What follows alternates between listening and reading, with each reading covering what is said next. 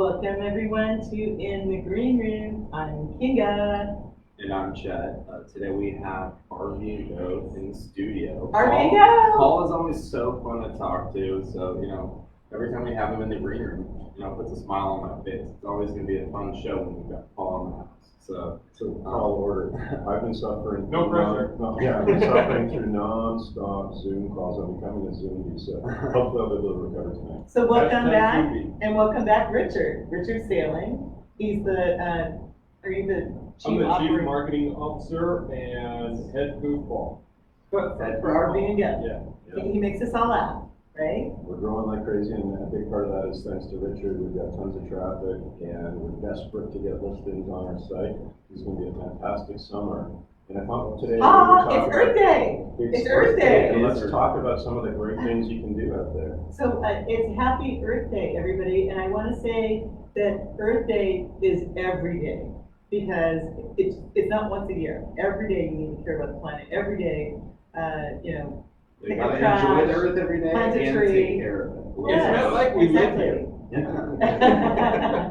It's not like we don't have a vested interest. So Richard, what are you doing to save the planet? How are you making small changes to be a better person, to care about your planet, leave it better than you found it? Well, one thing that I've done, and as I've gotten older, I've been more serious about my health. And I've gotten more interested in learning how to eat better. And a lot of that goes into going towards a plant-based diet. And not to get into a whole anti-animal eating thing, but well, let's get into it because it's not as good for your body and it's not good for the environment. So we have to limit it. We have to limit it. So I watched a lot of documentaries, and the last one that really just sent me over the edge to go vegan unapologetically is The Game Changers. And it goes into the science of it and the history of humankind. And I mean, you just look at our teeth, and you look at a teeth of an omnivore or herbivore versus a carnivore, and they're very different. Humans have herbivore type teeth. And then they talked with the people who dig up bones, and you know the word I'm thinking of, right? Anthropology? Anthropologists. Archaeologists. Wait, hold on. What's the difference between archaeology and anthropology? Anthropology would be like the study of the history of civilizations and Yes, cultures. Yeah. Yes, so they talked to both of them, and then as they're digging up, excavating sites, they're seeing more and more evidence that people were more herbivore than carnivore. And a lot of that has to do with the supply of meat. So I'm not, don't eat meat ever, ever, ever, but you look at how much meat we produce on the farms and then all the waste that goes into that and what it's doing to our environment. It's just not good. So what are some, so that's one of the ways. So you're saying you eat less meat or do you eat no meat? I can't say I never eat meat, but it's about 99.9% of the time I'm eating plant-based diet. Okay, what about you, Paul? Yeah, I haven't really talked about that. I'm fully carnivorous. But I do enjoy protein. And I mean, the biggest thing is, there's a huge drain on the environment from meat production. It's a higher part of the apex, but it's not really the source of our greenhouse gas problems. That's burning fossil fuels.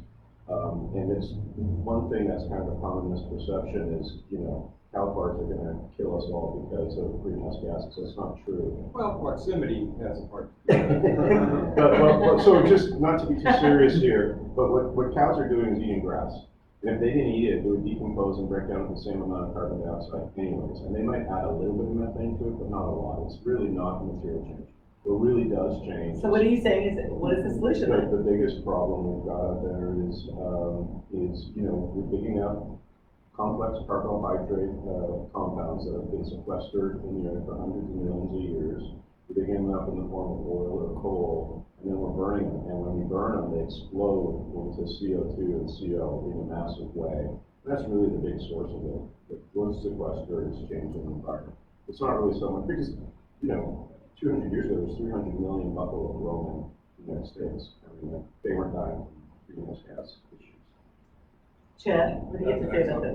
Well, he's 100% correct here. And the main pollutants are the massive ships, like the shipping container ships and stuff like that burn the dirtiest types of fuel. Yeah, they burn bunker fuel. Which Yeah. is like this nasty. Yeah, so we actually have had a past show where we're talking to, what was the name of that company? All they do is analyze global environmental trends. But they told us that the like 15 largest ships pollute more than all the world's cars and power plants combined. It's crazy. It was shocking. It was shocking. Because the fuels that they burn are so dirty and just so polluted. Like 1 gallon of that fuel is more polluting than burning 10 gallons of gasoline. Europe had an initiative, and they just haven't followed this issue in the last 2 years, so I don't know if they've implemented it.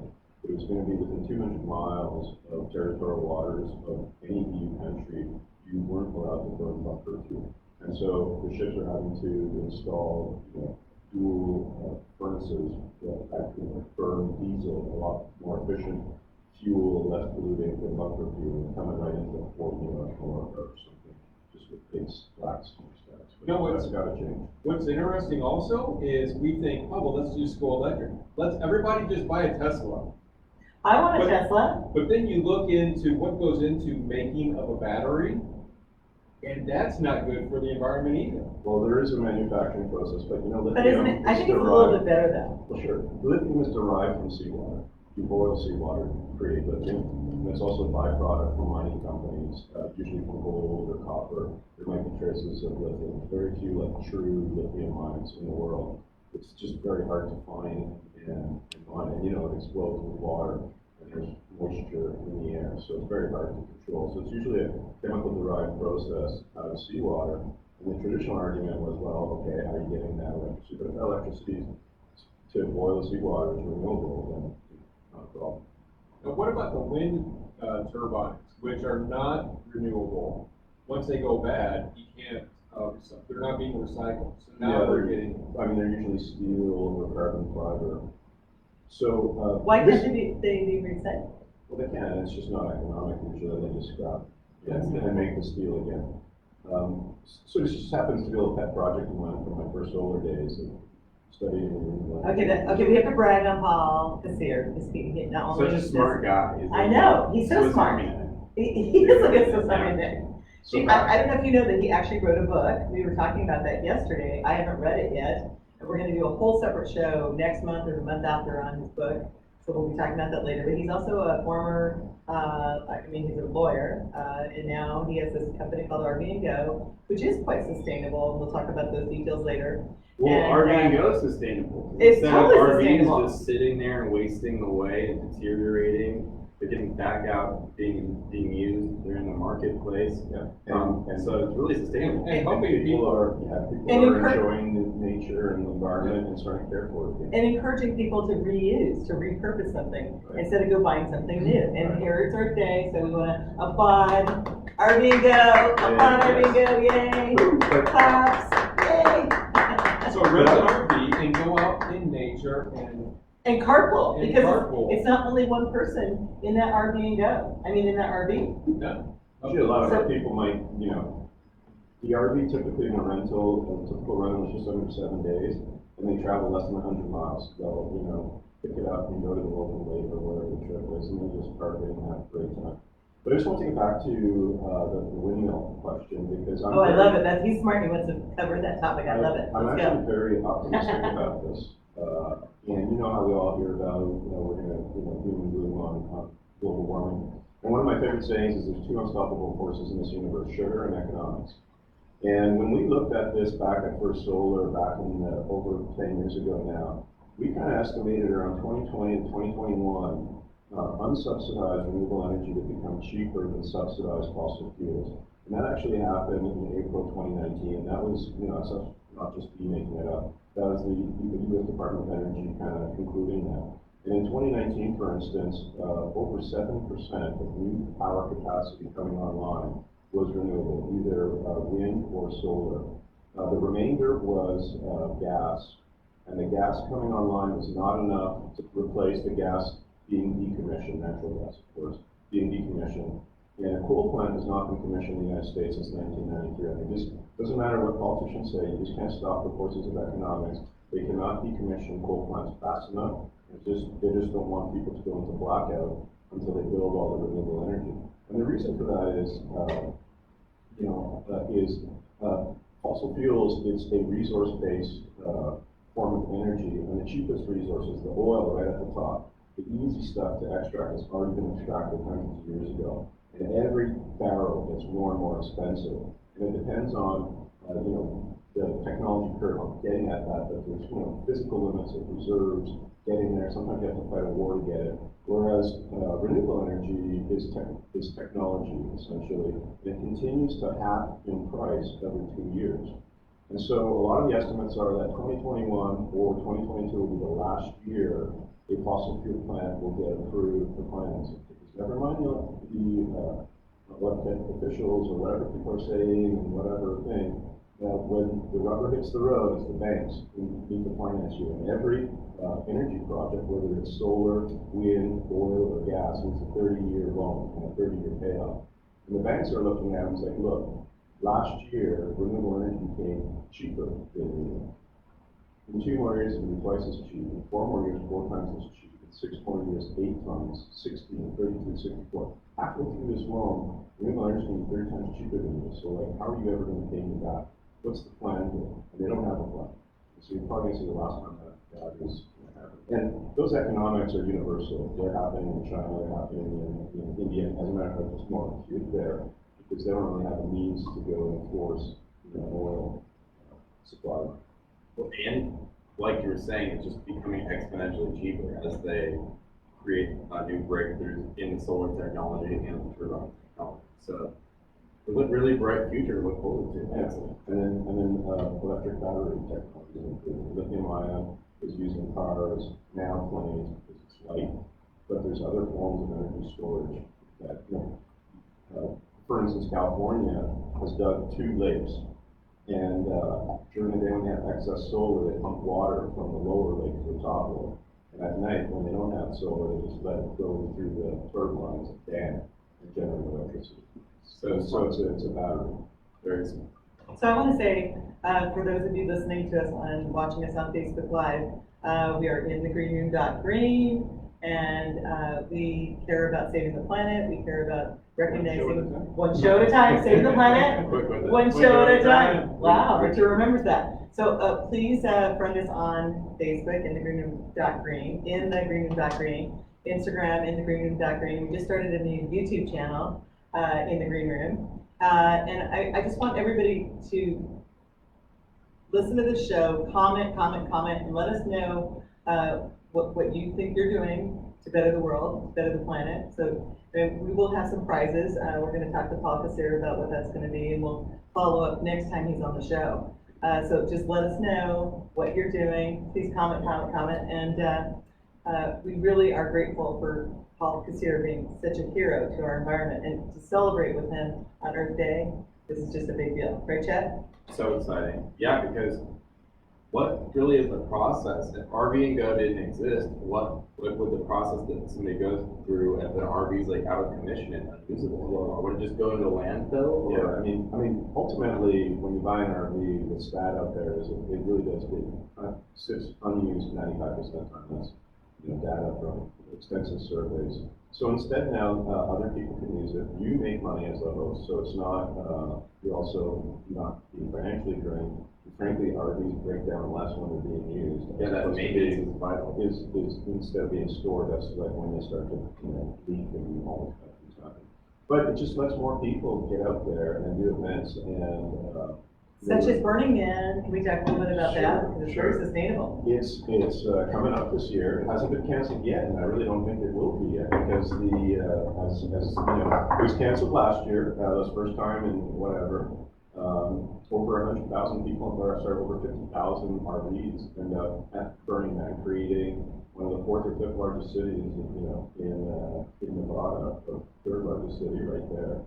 And I'm going to make an exciting announcement. Paul Kassir promised that In the Green Room is going to be going to Burning Man with RV and Go, so they better not cancel it, Jeff. Yeah. But it's really fun. You know, anybody who's gone there, it's just such a epic experience.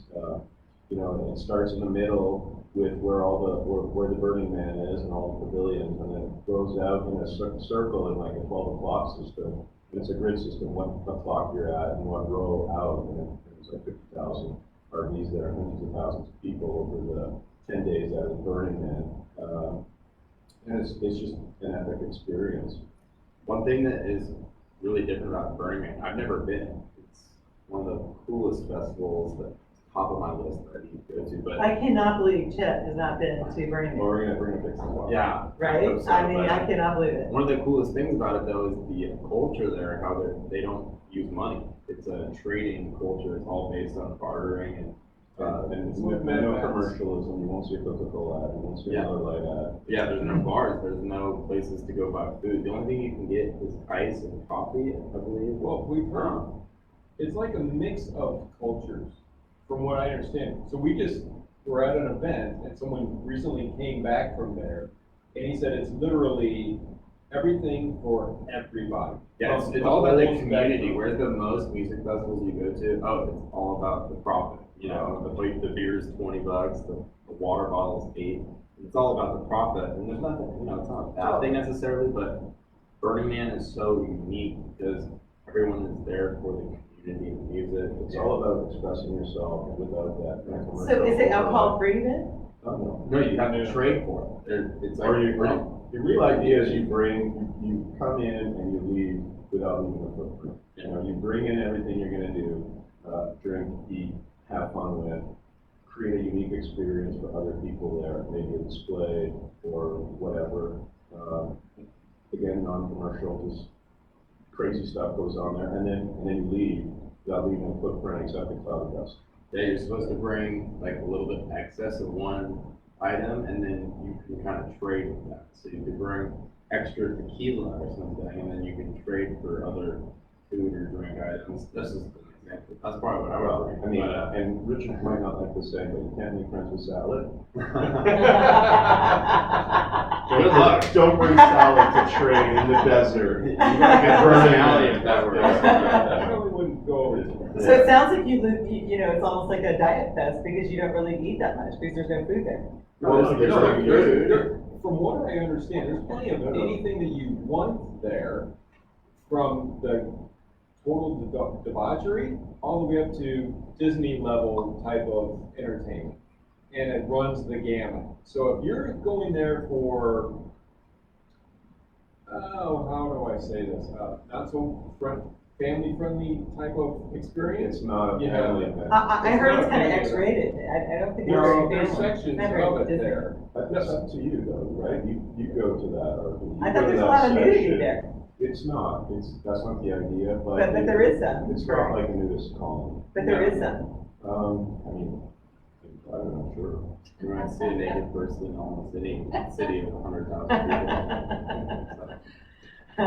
Robin, what do you think about all this banter? Hang on, What does Robin think about this? hang on. So, okay, so Connection. Chet, I'm just shocked that this is one of the festivals you haven't been to. Well, the main reason is because it's such a long duration of time. Like 10 days or It's a whatever. big commitment. Yeah, it's a big commitment. It's a week, but you're not supposed to just go there and kind of, you're supposed to give back to the community. So people go and they bring extra of whatever to barter, not necessarily just to, you know, give and create some form of entertainment. So whether it's bringing- a friendship thing, because you're making new friends. Sure. Are women welcome there? Oh, yeah. Okay, I was just curious, because I call it Burning Man, so I was curious if women were actually welcome. I think they're gonna call it The reason- Burning Person next year. The That would reason be is- smart. That would be The smart. reason is, at the center of Burning Man, against in the circle, at the very center, was a man made out of wood, like 20 stories high. But it should be a man and a No woman. pun intended. Well, okay. Well, then they used to burn women at the stake, I don't think that's a Yeah. great idea. Yes, it's not Joan of Arc. Yes. And so, everything gets burned down. They also build a temple, a little like area where you can get your coffee, and kind of wood area. That's like kind of the only thing that you can buy there, which is the coffee and the ice and the water. Because they don't want people to drop. And the And- sculpture, Yeah, so the But man, everything burns down. the man itself is like a temple basically, and you're supposed to go inside and you write down anything you wanted to let go of. It's like a cathartic experience. If you have any anger, or grudges, or somebody who lost a loved one, And that lost a sculpture is loved one, different every, you can it's put different whatever every year. you can put whatever you want to let go of on that piece of wood, and then it'll burn when big burn happens. Yeah, at the end of the burn. Yeah. Kind of like soul cleansing. Exactly. Yeah. Exactly. And it all goes up in smoke. So yeah, where a lot of people think Burning Man is just like, oh, people doing drugs in the desert. No, it's like actually a really deep spiritual And you can musical come across experience. a wide variety of people. So we were at this event, and this person who was sharing their experience, he was talking with astrophysicists and CEOs of major corporations that were there, and having very deep conversations that you would never think of at a Burning Man event. A lot of Silicon Valley. It's a random mixer of some of the most amazing people in the world. So people don't know Richard Saling's background. He's with RV Go, Officers, amazing RV Go company. But Richard Saling, you're a hero as well. Can you tell us a little bit of your background? So I am a former Marine, Sacrifice. thank You're you. fine. Thank you. Hoorah. Woohoo! Do you have to do that every time? Yeah, it's in the code that I had to sign. Yeah, I signed every time. It's in your altered DNA now. Yeah. And then after that, I came back, went to college, and then. But can we hear more of your experience there?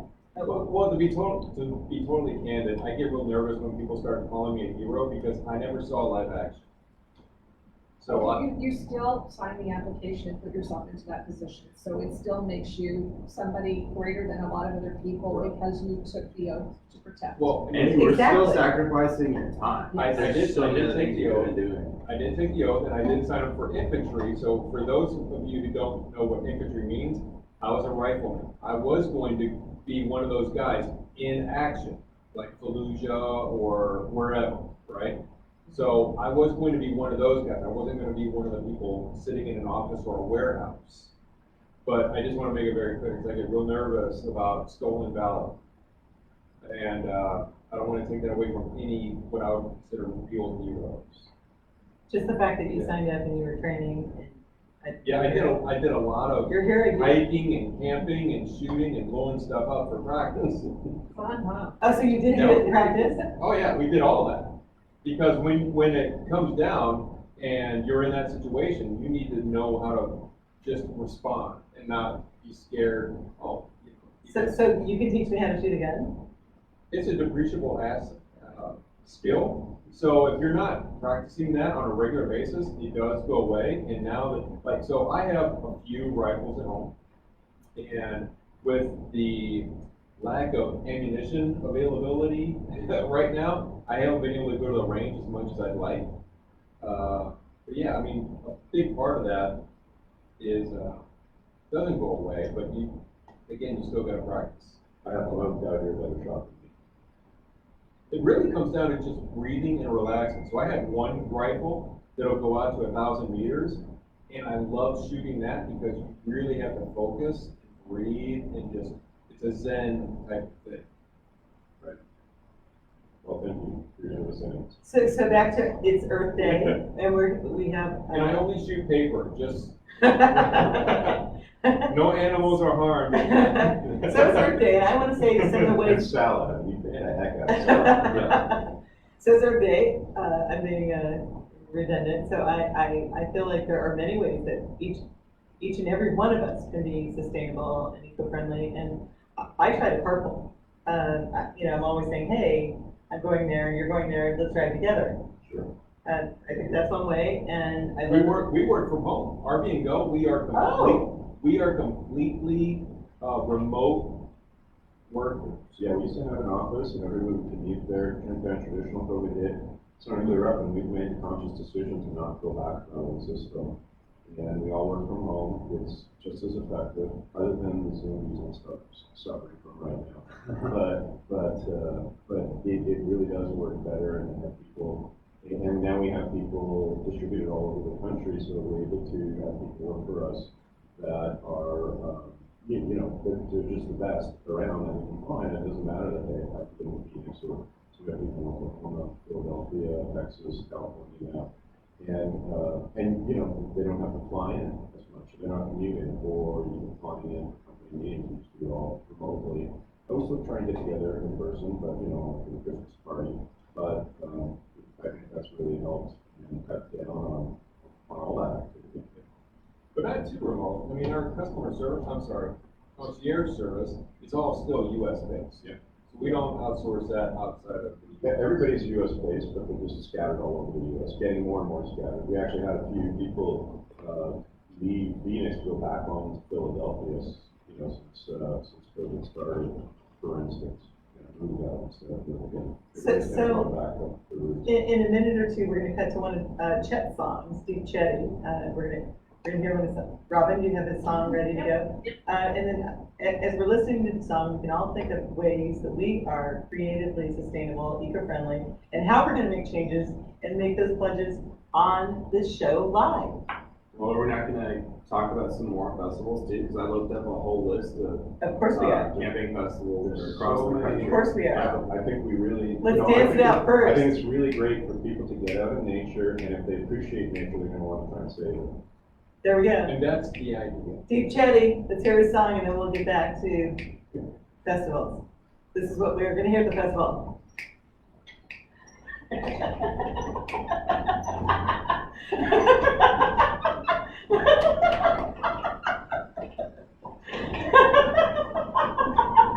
He's going to Burning Man.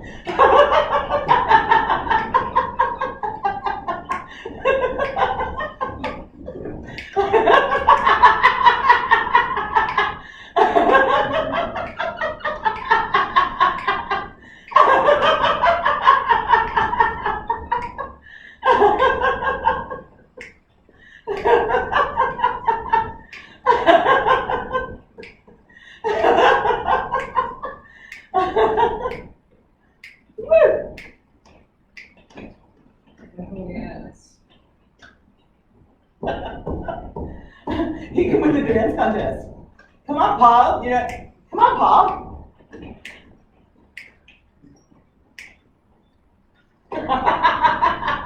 He can change it up. He's got skills. You Instagram this, Chet.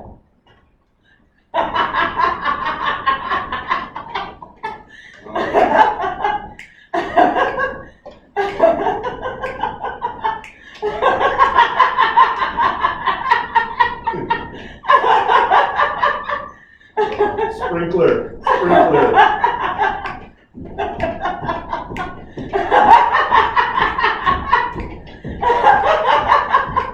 Oh my gosh! Come on, Paul. Let's see, Paul. Your turn. This is why we don't get invited to festivals. I better stop before they burn down the Facebook Live.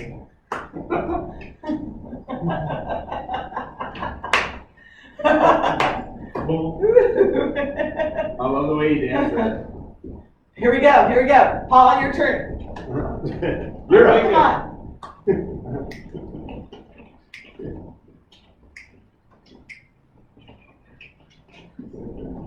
Woo! I Check make the your lane turn. look good.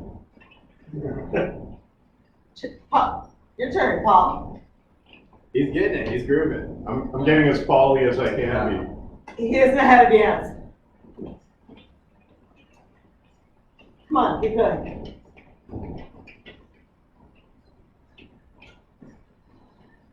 Deep Chetty. Deep Chetty. All right, that's good. He's good. I think we're good. Awesome. We'll go back. We'll go back to the interview. You want to cut it? Yeah, we're good. be. Awesome. Yeah. So Chad, I actually have a question for you then. Well, before Yeah. you even say that, I have to tell you, Chet, that's the kind of song when you're sitting here, you can't help it, the lower part of your body just starts moving. Hell yeah, that's what I like to hear. I'm like, Some people call it a seizure. that's the top part of the body, but my whole body, my feet are like going like this, I'm like, what's going on with my body, man? Groovy, yeah, right? It's just like. How do we find that song? It's weird, Chet gets that a lot. How do we find that, Chet? You can find it, Spotify, SoundCloud, anywhere you can find music. And How would we find it? It's called Funk Master, so that's the name of the song. Wait, watch your mouth. Play on words, but yeah. Funk Master. Oh, with an N. Oh, Okay. yeah. Funk Master. Your ears deceive you. Yeah, I have a lot of new music coming out in the next few months, so, I'm really glad things are opening back up after COVID, because now I'm going to be able to go out and DJ shows, hopefully festivals soon, later in the summer.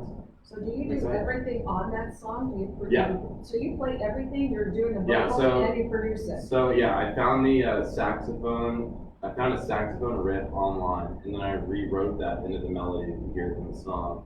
And then all the synths I created in Serum, which is a virtual synthesizer. You can create any sound, basically. Literally. It's incredible. How long did it take you to do that song before you even were ready to record it?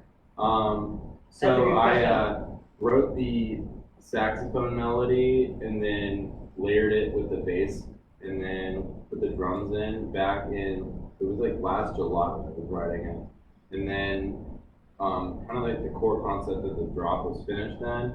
And then I just kind of tweaked it, added small little things, editing, mixing and mastering up until like December. And then it was right around finished in December. And then I was picking who I was going to have mix and master it, and then I ended up releasing it back in March. And I told you this before, but we're going to say it again, that in my 33 years of working with bands and musicians and working in the radio and television industry, that is one of the best produced tracks I've heard in a long time, just for audio quality itself, because it stands out. It's just, usually when I get music tracks, I gotta pump this stuff up in my board. I can't even get it halfway up my board, and it's blowing out my speakers. So you did an amazing job producing that, so that is a She great can't get it skill. halfway up her board, but yours went all the way up. This is rated PG. We're talking about the music. You went right to the top of the board.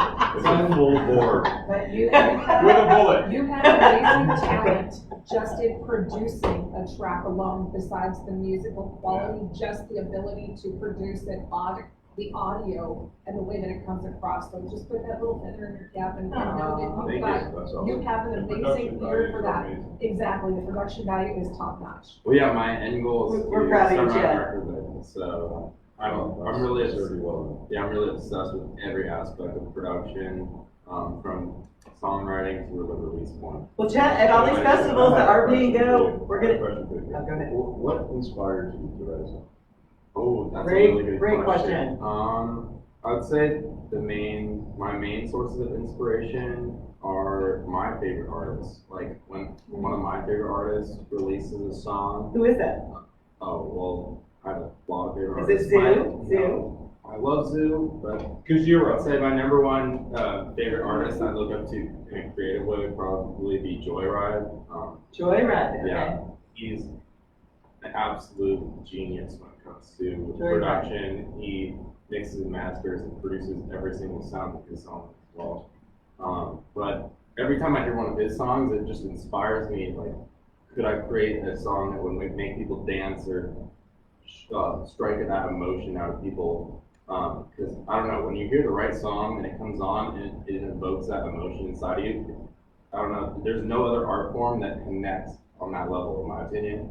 Well, it goes back to the prelimbic brain, right?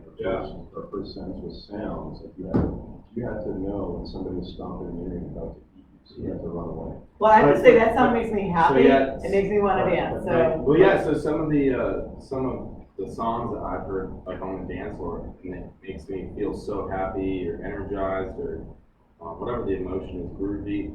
I just have like kind of channeled that and been like, I want to recreate something like that. So I'd say that's like my step one for inspiration, and then He did. Inspiration You can't sit is creating down. a You have to feeling. You want to dance. recreate a feeling for people. yes, So- 1000%, because well, that's the most beautiful thing about music is that whatever emotion your song's conveying, it's directly going to be reflected to the listener. Like some other art forms, there's a lot more, leeway, like you can discern different things from music. it's a specific emotion and vibe to the track. So, And do you feel like you've got, like, do you get like a riff in your head and then it needs to come out? Do you get like a 100%. lyric in your head and it needs to come out? 100%. And you need to build something around that? 100%. A lot of the time, they will come to me just randomly like that, where I'll just think of, oh, this little chord progression could sound really cool, or oh, this is a fun vocal idea. So it's not always the exact same process, but I love it. You know, and Well, you're good at it. Yeah, I mean, that yeah. song is just, it Trust makes me me, it's happy something- and I want to dance, period. I make it, I love it. And it's just a benefit of the people enjoy it. Think about the last human on earth, I would still produce music every day for myself. So I think Well, you got nothing else to do. That's the key to real music, is being passionate about it, and if you're not creating it for yourself, for the sake of giving it to others, then what's the point of doing it? So you have that passion and that gift to do that. Exactly. If you're just doing it to get rich or something, it's You gonna don't get- be, you it's don't get gonna rich be in the music perverted. industry. Well, But but even anything. painters, right? Like Van Gogh never painted for money, for instance. Right. And he painted for himself. Look how amazing some of those paintings are. So it's the same creative process. If you do it just for the process of creativity and the emotions you're trying to put up, because that's what art does, whether it's paintings or music or all other art forms, dance. It's about evoking emotions in the human experience, in my opinion. Yeah. So you said Joyride. Who was another person that inspired you as far as music? A local artist, his artist name is Ghastly, his real name is David Crow. I'm obsessed with him too. Yeah, Ghastly? Yeah. And he's He actually local? he has a show on Sunday actually at the Van Buren, Oh, down in Tempe. Sunday at the Van Buren in Tempe. Okay. What You hear time? that, folks? What time? I don't know, it's gonna be late. Can't buy, yeah. But, yeah, well, back to what we were talking about earlier, there's a Well, lot once of again, it's other. Earth Day, it's Earth Day, not Earth Day, Texas, it's Earth Day. Well, what I was gonna say though is we can go over a few other camping festivals that are across the country. Cause we talked Burning Man, which is here in the Southwest. Every state has a Burning Man, just about every state. Really? I've never heard of that. Yeah, there's like little local Burning Mans, with smaller. Are you sure? Yes, Yeah. very sure. No, I've And, never heard of that. The ones that go- Yeah, you do. It's a lot- I've never got the problem. It's on a much And, smaller scale though. Yes, obviously, much smaller, but it's kind of the same spirit, same idea, same, so there'll be a bonfire at the end of the day, all that. But there's also, we're starting to get back a little bit to normal, so we're gonna start having NASCAR. That's a fun thing to take an RV to.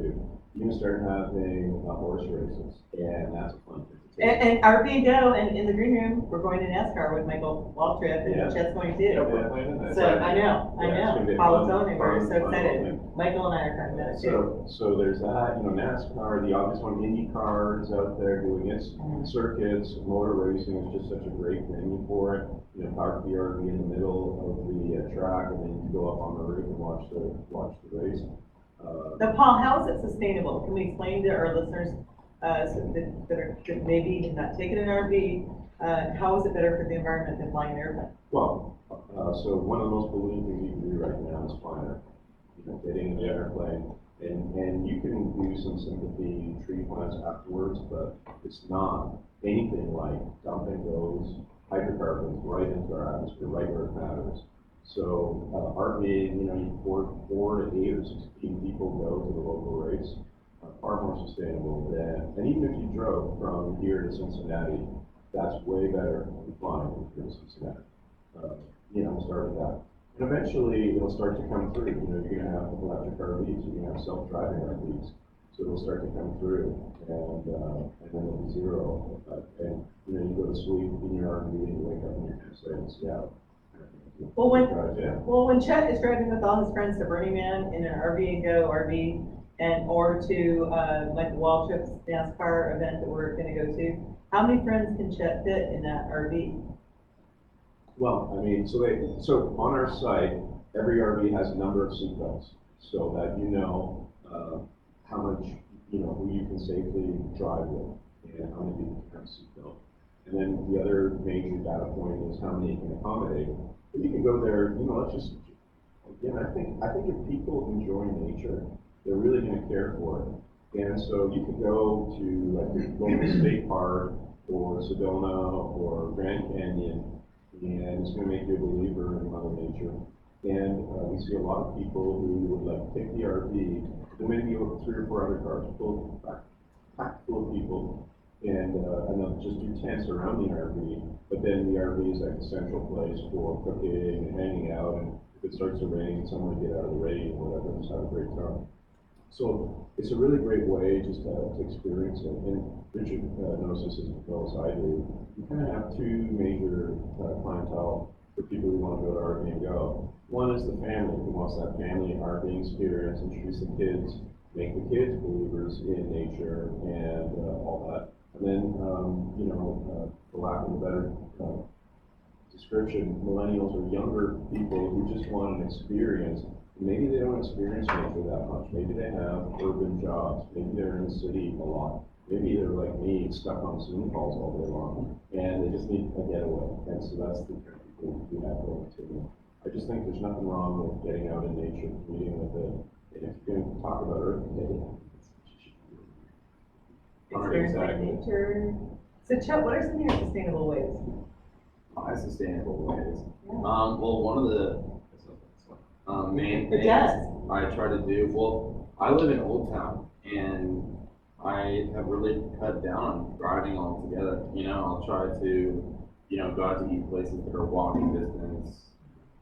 I now exercise at the gym that's like walking, jogging distance. So I've really just been trying to eliminate driving whenever I don't need to. That is very sustainable. Yeah. We applaud you. bicycling and walking are your 2 friends. I don't, Speaking of eating, do you go to restaurants that are locally sourced? I try to, yes, like, Local, shop local. Flower Child is really good, I and they love do a good job. They do a lot of sustainable sourcing. True Food is good at that. True Food is another amazing place. That's your food. There's a place over in Scottsdale, Florida. So my wife is from Mexico. And we found a Mexican place that we absolutely love because they locally sourced. Everything is made fresh. Was it Tokai?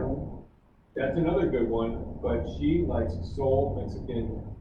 Oh, I have to try that. I've never been there. She- Where is it? At the Scottsdale border, Okay. SOL. Not sorry out of luck, but Soul Mexican kitchen. Well, that sounds good. Yeah. So what are some other ways? There's something I was thinking, in Old Town, I noticed a lot of trash from all the partiers. Do you like bring a trash bag and pick up the trash as you're walking? I haven't done that recently, no. But Because your sister does that. no, but Rachel does that. She always brings a bag and gloves and she picks up trash wherever she is. yeah, well, that's a great thing. I mean, Let's just all start with not throwing trash on the ground. Yeah. Let's start with that. And then let's start with trying to reduce the amount of plastic. So we can bring a bag with us to the grocery stores. Stop using plastic. I know. Just try and reduce it, because it just does get back to the environment, and it gets back in micro molecules, and we're all loaded up with And then, plastic like, right now. So we gotta talk to the owner of this network, of Starboard Networks, Yeah, because we need glass glasses. So use glasses Robin? instead of. Robin, instead of Whenever you You don't can, have to glass. email Dave, I use a plastic refillable all the time because I drink a ton of water at work, so I use a plastic refillable jug. all Yay, the time. Robin. That's my deal Yeah, because nice. it just is, but sometimes you forget to rinse these things out, so at least every couple of days, make sure you wash your plastic tumblers that you drink your water out of, because sometimes sediment gets in there and it kind of smells a little funky. So one of the things. so good for you. And you know We this have about 2 the- minutes, I wanna hear your last 2 minutes. Okay, well, so, in our office, we went and we installed a really good RO system for water so that there's no plastic bottles. So that's one way to start. I love it.